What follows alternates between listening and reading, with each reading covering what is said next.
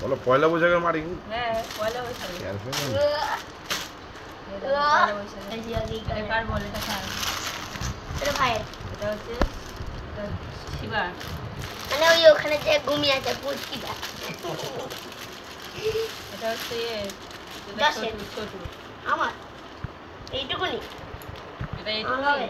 এটা কি? এইটুকুনি আমার। আমার কাছে যা দেবে সেটাই নেব।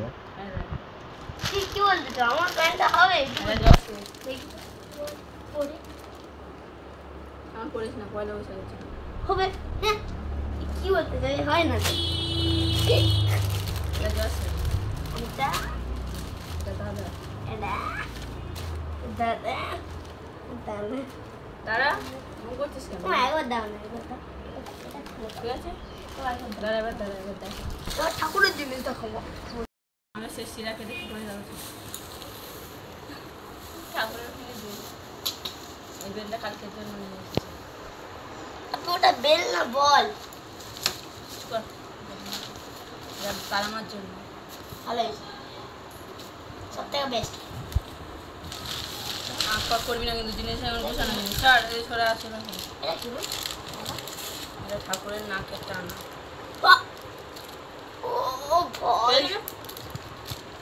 খুব ভালো হয়েছে। একবার আমাকে একটু দাও। আমি ব্যবহার করি। সরে যা আমিও বড় আমিও বড় ওদিকে যা। সবাই আমি মাছ সবাই তুলে দেবো। সরে যা তোর হয়ে গেছে। এটা মাছ অবধি জামা। এটা মাছ অবধি এখন প্লেন ওড়াচ্ছি বলতে তো। এটা গণেশ আর নারায়ণ সরস্বতী। ঠাকুরের জন্য এটা আলতা সিঁদুর আর সরস্বতী কই? সরস্বতীটা কপালে ঠিক করানোর জন্য।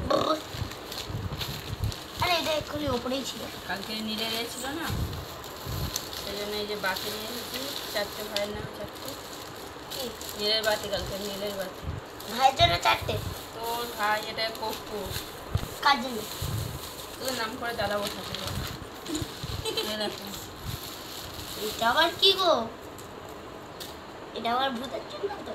এটা মা লক্ষ্মী। এই মা সরস্বতীর জন্য নিয়ে এসেছি। তুলে রয়ে যাবে। চন্দন কাটা নিয়ে এসেছি। সত্যিকারের চুল মনে হচ্ছে এটা। আর দেখো এটা সত্যিকার চুল মনে হচ্ছে না? হলো যে সরস্বতীর মার চুল। এটা হলো যে